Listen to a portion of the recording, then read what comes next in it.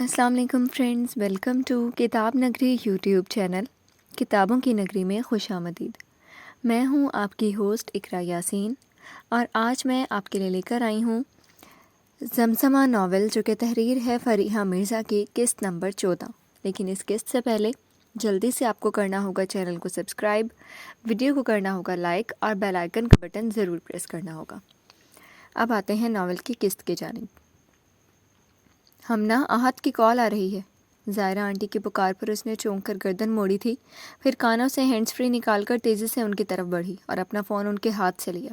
یس کا بٹن دبا کر اس نے فون کو اپنے بائیں کندھے اور کان کے درمیان رکھا اور دائیں ہاتھ سے برش پکڑ کر کینوس پر سٹروکس لگانے لگی تھی۔ السلام علیکم احد بھائی، کیسے ہیں آپ؟ اس نے بڑی گرم جوشی سے پوچھا۔ تم اس وقت کدھر ہو ہمنا؟ اس کی سنجیدگی سے بھرپور آواز اس کے کانوں سے ٹکرائی تھی۔ وہ یکدم رک سی گئی تھی۔ میں اسلام آباد میں ہوں، آنٹی کی طرف۔ خیریت ہے نا؟ اس نے برش ٹیبل پر رکھ دیا تھا۔ وہ اب ٹیرس کے پاس کھڑی ریلنگ سے ٹیک لگائے نیچے دیکھ رہی تھی۔ دور دور تک کسی زیرو کا نام و نشان تک نہیں تھا۔ درختوں کے زرد پتے جھڑ چکے تھے، بالکل اس کی زندگی کی طرح، جہاں خزاں کا موسم چھایا ہوا تھا۔ خیریت نہیں ہے۔ سنو، دانیال نے تم سے دوبارہ رابطہ کیا؟ اس نے اجلت میں بات کاٹ کر پوچھا۔ نہیں بھائی، انہیں تو پتہ بھی نہیں ہے کہ میں اسلام آباد میں ہوں۔ انفیکٹ جب آپ مجھے اس جگہ سے نکال کر اسلام آباد چھوڑ کر گئے تھے، میرا کسی سے کوئی رابطہ نہیں ہوا، اس نے الجھ کر بتایا۔ اسے اس وقت احد سے اس سوال کی توقع نہیں تھی۔ ٹھیک ہے، اب میری بات دھیان سے سنو۔ دانیال کی وجہ سے تم ایک بار مصیبت میں پھنس چکی ہو۔ تمہاری خوش قسمتی تھی کہ تم بچ نکلی۔ تمہارے پیرنٹس تمہیں ڈھونڈتے پھر رہے تھے، اور کچھ دن پہلے ایک ایکسیڈنٹ میں ایک باڈی ملی تھی کسی لڑکی کی۔ اس کا چہرہ مسخ ہو چکا تھا۔ پولیس کے مطابق باڈی کی حالت کافی خراب تھی، اس لیے فوراً دفنا دیا گیا تھا۔ مزید تفتیش اور شرمندگی سے بچنے کے لیے تمہاری فیملی نے تمہاری گمشدگی کے کیس کو بند کر دیا اور اس لڑکی کو اپنی بیٹی سمجھ کر دفنا دیا۔ اس کے علاوہ مجھے پتہ چلا ہے کہ وہ سب پاکستان میں نہیں ہیں، مگر تمہارے ماموں کی فیملی تمہیں ڈھونڈ رہی ہے، کیونکہ ڈی این اے ٹیسٹ کے بغیر انہیں یقین نہیں آیا کہ وہ لڑکی تم ہو۔ اور وہ یکدم کہتے کہتے رکا، اور اس نے اذیت کی ایک گہری سانس بھری۔ دو آنسو ٹوٹ کر اس کی آنکھوں سے نکل کر بے مول ہو چکے تھے۔ اب بھی کچھ سننا باقی تھا؟ اور دانیال بھی۔ وہ سن رہ گئی تھی۔ تو کیا وہ اسے ڈھونڈ رہا تھا؟ پر کیوں؟ وہ مجھے ڈھونڈ رہے ہیں، پر کیوں؟ اس نے بھرائی ہوئی آواز میں پوچھا۔ احد نے گہری سانس خارج کی۔ کیونکہ وہ اس سب کا ذمہ دار ہے۔ تمہاری گمشدگی کے 15 دن بعد تمہارے پیرنٹس جرمنی چلے گئے تھے، تمہارے بھائی کے پاس۔ میں نہیں جانتا وہ تمہیں کیوں ڈھونڈ رہا ہے، مگر اتنا جانتا ہوں کہ وہ تمہیں ڈھونڈتے ہوئے ریڈ لائٹ ایریا تک پہنچ گیا تھا۔ اسے یقین ہے کہ تم زندہ ہو۔ اس نے مزید انکشاف کیا۔ وہ سنہتے اعصاب کے ساتھ سن رہی تھی۔ اس کے دل میں درد کی لہر اٹھی تھی۔ مما پاپا اسے چھوڑ کر جرمنی کیسے جا سکتے ہیں؟ تو کیا انہوں نے بھی روایتی ماں باپ کی طرح اپنی گمشدہ بیٹی کو رسوائی کے ڈر سے ڈھونڈنے کی کوشش نہیں کی، بلکہ اسے مردہ سمجھ کر چلے گئے؟ یہ سوچ ذہن میں آتی ہی اسے بے تحاشا رونا آیا۔ اور دانیال اب مجھے ڈھونڈ رہے ہیں، لیکن کیوں؟ وہ تو یہی چاہتے تھے کہ میں ان کی زندگی سے چلی جاؤں، پھر کیوں؟ اس سے آگے اسے کوئی جواب نہیں ملا تھا۔ بھائی، آپ کو یہ سب کیسے پتہ چلا؟ اس نے لہجے کو حتی الامکان نارمل رکھنے کی کوشش کی۔ وہ کچھ پل کے لیے خاموش ہو گیا تھا۔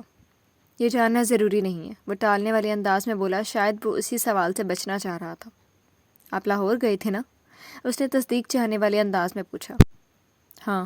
کچھ لمحوں بعد اس نے سر ہلایا۔ آپ دانیال سے ملے؟ اس نے بےتابی سے پوچھا۔ نہیں۔ لیکن آپ، وہ گاڈ سیک یار، تم اب بھی اس کے بارے میں پوچھ رہی ہو جسے تمہاری قدر نہیں، جس نے شادی سے 3 دن پہلے تمہیں کڈنیپ کروا کے سڑک پر پھینک دیا، جسے تمہاری رتی بھر بھی پرواہ نہیں ہے۔ اس شخص کی وجہ سے تم اتنے بڑے کرائسس میں ہو، اور تم ابھی بھی اس کے لیے رو رہی ہو۔ کچھ ہوش کے ناخن لو۔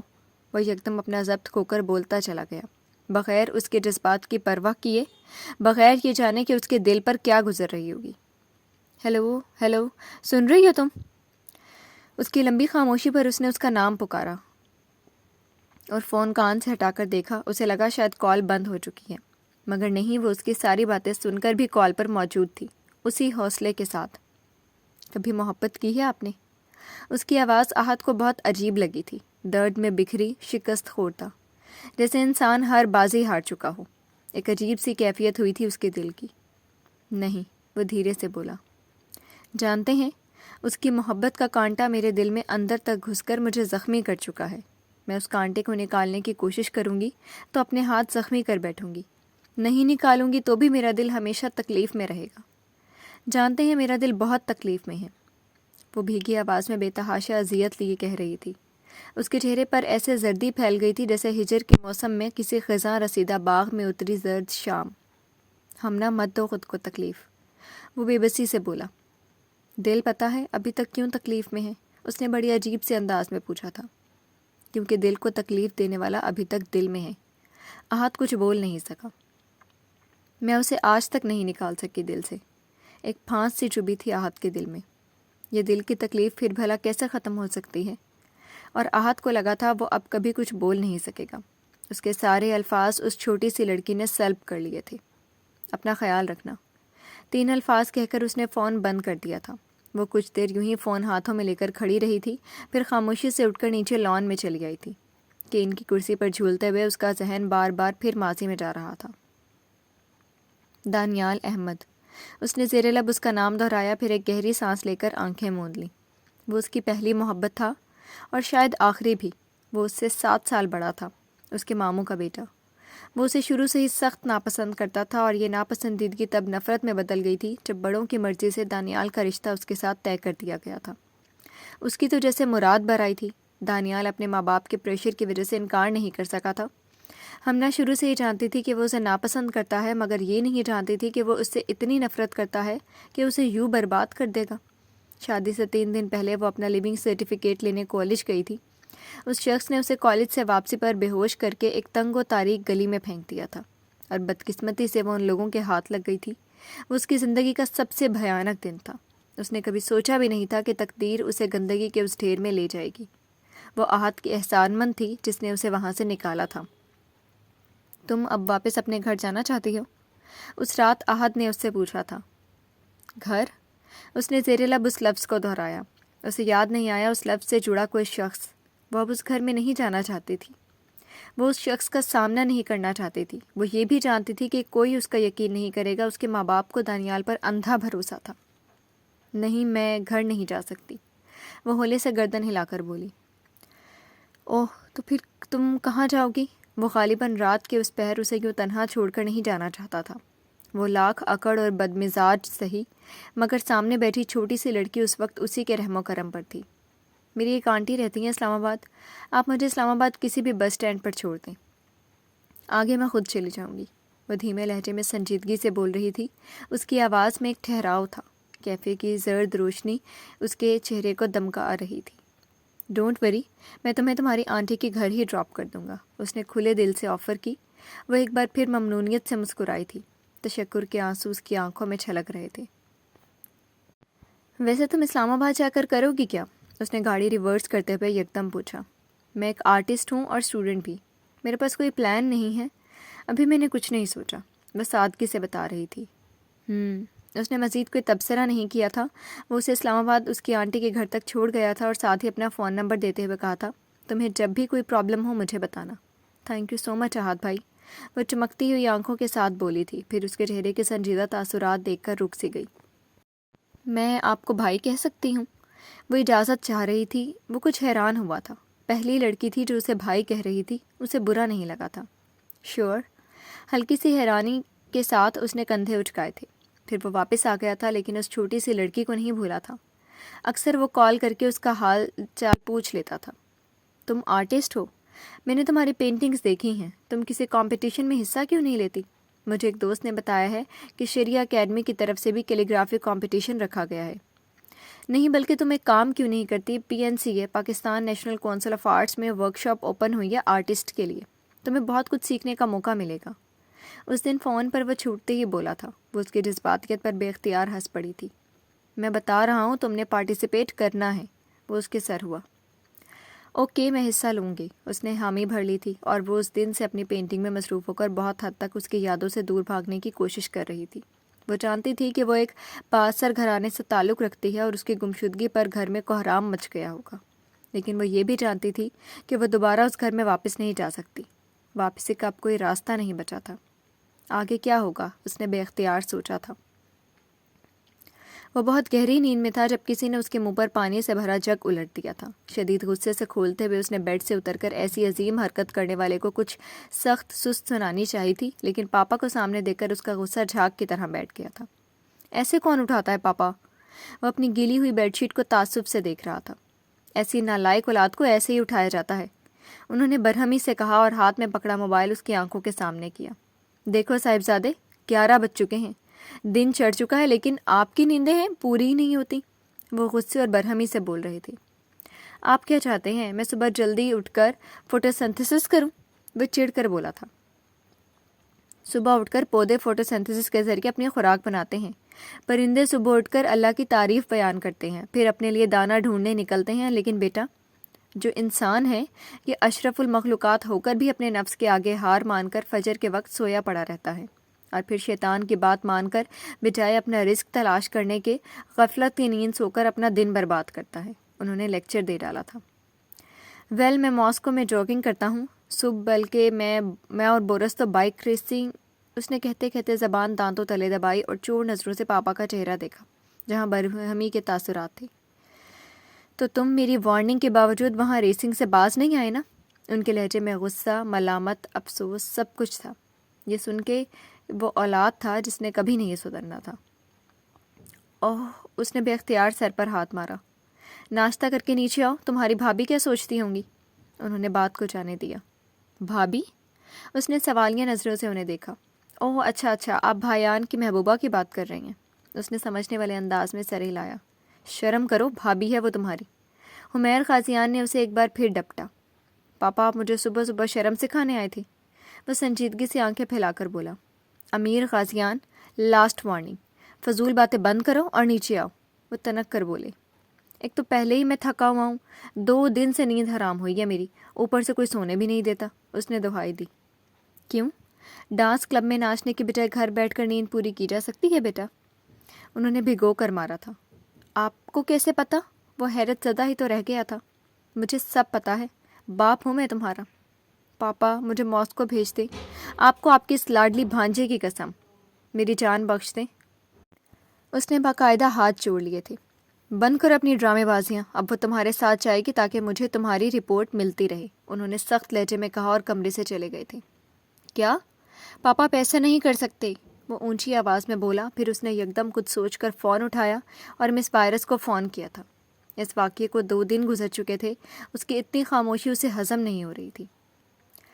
وہ اپنے کمرے میں رائٹنگ ٹیبل کے سامنے لیمپ کی روشنی میں جھکی ڈائری پر کچھ لکھ رہی تھی جب فون کی رنگ ٹون نے اسے اپنی طرف متوجہ کیا۔ بے توجہی سے بغیر نام دیکھے یس کر کے اس نے فون کان سے لگا لیا تھا۔ ہیلو مس وائرس، ایک مانوس مگر پرجوش سی آواز کان سے ٹکرائی تھی۔ اس نے پین کو بند کر کے ڈائری میں رکھا اور ایک گہری سانس بھر کر چیئر سے ٹیک لگا لی۔ اسے وائرس کہنے کی جرت صرف ایک شخص ہی کر سکتا تھا، اور وہ ایک شخص ہی تھا جس سے بحث کرنے کی جرت کم سے کم زمزمہ نہیں کر سکتی تھی۔ جی فرمائیے، اس نے بڑے روکھے انداز میں کہا تھا۔ تمہیں میرا شکریہ ادا کرنا چاہیے تھا، وہ بڑی سنجیدگی سے کہہ رہا تھا۔ مجھے جس کا شکریہ ادا کرنا چاہیے تھا میں کر چکی ہوں، بڑی سنجیدگی سے اس نے جتایا۔ کیا مطلب؟ وہ الجھ کر بولا۔ مطلب یہ کہ مسٹر جزین، مجھے وہاں سے احد نے نکالا ہے، آپ نے نہیں، اور دوسری بات، میں وہاں آپ کی وجہ سے پہنچی ہوں، مجھے آپ کو شکریہ نہیں بلکہ آپ کو مجھے سوری بولنا چاہیے، بڑی سنجیدگی سے جتا کر بول رہی تھی۔ جزین کے تن بدن میں آگ بھڑک اٹھی تھی۔ کیا بکواس ہے، سیدھی طرح بتاؤ، بار بار اس سب میں میرا نام لینے کا مقصد؟ وہ غرایا۔ آواز میں بھی بلند کر سکتی ہوں، مگر مجھے شور کرنا پسند نہیں ہے، تحمل سے میری بات سنیں۔ وہ اسی پرسکون انداز میں بولی تھی اور 2 دن پہلے کی ردات سنانے لگی تھی۔ وہ اپنی کلاس آف ہوتے ہی مسز مریم کی طرف جانے کا سوچ رہی تھی جب عروج اس کے پاس چلی آئی۔ وہ لڑکی اس کالج میں نہیں آئی تھی، اس نے کبھی مخاطب کرنے کی کوشش نہیں کی تھی۔ آپ زمزمہ ہیں؟ اس نے بڑے اشتیاق سے پوچھا تھا۔ جی، آپ کون؟ اس نے فولڈر بند کرتے ہوئے پوچھا۔ میں عروج ہوں، آپ کے ساتھ والی کلاس میں نیو اسٹوڈنٹ ہوں، اس نے تعارف کروایا۔ اس نے رسمی مسکراہٹ کے ساتھ ہاتھ ملایا تھا۔ اصل میں مجھے ابھی تک ڈرائیور لینے نہیں آیا اور اسٹوڈنٹس بھی جا چکے ہیں، آپ اکیلی جاتی ہیں؟ اس نے پریشانی سے کہتے کہتے یکدم پوچھا۔ جی، میں اکیلی ہی جاتی ہوں۔ اچھا ٹھیک ہے، آپ جائیں، وہ مایوسی سے بولی۔ آپ کا گھر زیادہ دور ہے کیا؟ وہ اب پوری طرح اس کی طرف متوجہ ہو گئی تھی۔ نہیں، زیادہ دور نہیں ہے، میں اپنی آنٹی کی طرف رہتی ہوں، عروج نے ایڈریس بتایا۔ اوہ یہ تو نزدیک ہی ہے، آپ میرے ساتھ ہی چلیں، اس نے آفر کی۔ عروج نے بغیر کسی ہچکچاہٹ کے اس کی آفر قبول کر لی تھی۔ وہ دونوں سڑک کے وسط میں تھیں جب عروج کی کال آنے لگی۔ کیسے ہیں بھائی؟ عروج نے بیگ کندھے پر ڈالتے ہوئے کہا تھا۔ وہ اس کے بالکل ساتھ ساتھ چل رہی تھی۔ لاشعوری طور پر وہ اس فون کال کی طرف متوجہ ہو گئی تھی۔ وہ دونوں رسمی حال چال پوچھ رہے تھے اور شاید جلد ملنے کا پلان بنا رہے تھے۔ وہ اپنی سوچوں میں غلطاں تھی جب اچانک اس نے محسوس کیا کوئی ان کا پیچھا کر رہا ہے۔ اس نے عروج کو اشاروں کنایوں میں اپنے پیچھے اس بلیک مرسیڈیز کی موجودگی سے آگاہ کیا۔ بھائی ادھر ایک گاڑی میرا پیچھا کر رہی ہے، عروج نے حواس باختگی سے فون پر موجود شخص کو بتایا۔ وہ اب اس سے کچھ اور پوچھ رہا تھا مگر جواب دینے سے پہلے ہی اس مرسیڈیز میں بیٹھے شخص نے فائر کیا تھا۔ فون گھبراہٹ میں اس کے ہاتھ سے گر چکا تھا۔ عروج بھاگو، زمزمہ نے اسے بھاگنے کا اشارہ کیا۔ عروج نے پیچھے دیکھے بغیر اندھا دھند بھاگنا شروع کر دیا تھا۔ زمزمہ نے چادر سے نقاب کر رکھا تھا۔ عروج بھاگتے ہوئے کسی گلی میں گھس چکی تھی، لیکن زمزمہ زیادہ دیر تک نہیں دوڑ پائی تھی۔ اسے گردن میں انجیکشن لگا کر کسی نے بے ہوش کر کے گاڑی میں ڈالا اور ایک نامعلوم جگہ پر ایک زندان خانے میں زنجیروں سے باندھ دیا تھا۔ یہ لڑکی وہ نہیں ہے، یہ کوئی اور لڑکی ہے۔ بے ہوشی کے دوران اس نے چند آوازیں اپنے آس پاس سنی تھیں۔ کیا مطلب؟ امراؤ بیگم، یہ وہی لڑکی ہے، ایک بھاگ گئی تھی، دوسری نے نقاب کر رکھا تھا۔ ہم سمجھے کہ اس نے ہمارے ڈر سے نقاب کیا ہوگا۔ اس لڑکی نے اس دوسری لڑکی کو عروج کہا تھا۔ پتہ نہیں یہ کس کی آواز تھی مگر اسے احساس ہوا کمرے میں ایک سے زیادہ لوگ تھے۔ لعنت ہو، اس لڑکی کا نام ہمنا ہے۔ جزین نام کا بندہ اسے بھگا کر لے گیا ہے یہاں سے، تجھے بتایا بھی تھا، کم سے کم عقل استعمال کر لیا کر، اس نے کسی عورت کو کہتے ہوئے سنا تھا۔ جزین، ہمنا، اس نے بے ہوشی کی حالت میں یہ نام واضح طور پر سنے تھے۔ اس بندے نے ہمیں 2 دن کا وقت دیا ہے۔ وہ لڑکی ہمارے کوٹھے سے غائب ہوئی ہے۔ اس لڑکے کے دوست نے بتایا تھا کہ وہ اسلام آباد رہتا ہے۔ ہم نے اپنی پوری کوشش کی لیکن میں کچھ نہیں جانتی، ڈھونڈ کر لاؤ اسے، سخت لہجے میں اس عورت نے اسے وارننگ دی تھی۔ لیکن اس لڑکی کا کیا کرنا ہے؟ وہی عورت دوبارہ بولی۔ اس کا ذہن ہلکے ہلکے ہوش میں آ رہا تھا مگر آنکھیں ہنوز بند تھیں۔ پڑی رہنے دے اسے ادھر ہی، لاپرواہی سے کہا گیا۔ اس کے بعد وہ لوگ شاید وہاں سے چلے گئے تھے۔ اس نے مزید کچھ نہیں سنا۔ جزین، یکدم آنکھیں کھول کر وہ، اس سے کہاں ثابت ہوتا ہے کہ میں نے تمہیں کڈنیپ کروایا ہے؟ وہ ساری بات سن کر بمشکل اپنے غصے پر کنٹرول رکھ کر بولا تھا۔ میں نے آپ کا نام، تم نے میرا نام سنا تھا؟ تم کہہ رہی ہو تم بے ہوش تھی، ہو سکتا ہے تم نے غلط سنا ہو۔ وہ فوراً بات کاٹ کر بولا۔ میری سماعت مجھے دھوکہ نہیں دے سکتی، اور اگر میں مان لیتی ہوں کہ آپ نے مجھے کڈنیپ نہیں کروایا مگر اس سب میں آپ کا کوئی لنک ضرور ہے۔ کیا آپ وہی نہیں ہیں جو دسمبر میں ریڈ لائٹ ایریا گئے تھے؟ مجھے اچھی طرح یاد ہے وہ پہلی ملاقات۔ بس شیلٹر کے نیچے بیٹھ کر آپ نے اپنے منہ سے اعتراف کیا تھا کہ آپ وہاں گئے تھے۔ وہ اسے یاد دلا رہی تھی۔ ہاں میں وہاں گیا تھا مگر، اس نے بات ادھوری چھوڑی۔ آپ وہاں سے کسی لڑکی کو بھگا کر لائے تھے؟ وہ اب جرا کر رہی تھی۔ میں تمہارے کسی سوال کا جواب دینے کا پابند نہیں ہوں، وہ سرد لہجے میں بولا۔ لیکن یہ قصہ میری ذات سے جڑ چکا ہے، سو آپ کو جواب دینا پڑے گا، وہ 2 ٹوک انداز میں بولی۔ تم ایک بات کان کھول کر سن لو، میں نے تمہیں کڈنیپ نہیں کروایا، میں نے تمہاری عزت بچائی ہے زمزمہ۔ تمہیں کچھ خبر نہیں تمہارے ساتھ کیا ہو سکتا تھا۔ تم بہت ناشکری ہو، بہت زیادہ ناشکری۔ تم کتابیں پڑھتی ہو، کیا کبھی تم نے انسانوں کی آنکھیں پڑھی ہیں؟ تم مجھے جج کر رہی ہو؟ تم مجھے ایسا سمجھتی ہو؟ تم مجھے 1% بھی نہیں جانتی زمزمہ۔ جس دن تم امیر غازیان کو جان لو گی اس دن تمہیں اس سے عشق ہو جائے گا۔ وہ ٹھہر ٹھہر کر بہت سنجیدگی سے بولا تھا اور بغیر کوئی جواب دیے فون بند کر دیا۔ زمزمہ نے خالی نظروں سے فون کی اسکرین پر چمکتا اس کا نام دیکھا تھا۔ کیا میں اسے جج کر رہی ہوں؟ اس نے سر دونوں ہاتھوں میں گرا لیا۔ جی تو فرینڈس، کیسی لگی آپ کو آج کی قسط؟ امید ہے آپ بہت لطف اندوز ہوئے ہوں گے۔ کمنٹ سیکشن میں اپنی رائے کا اظہار ضرور کریں۔ پھر حاضر ہوں گے ناول کی نئی قسط کے ساتھ، تب تک کے لیے شکریہ، اللہ حافظ۔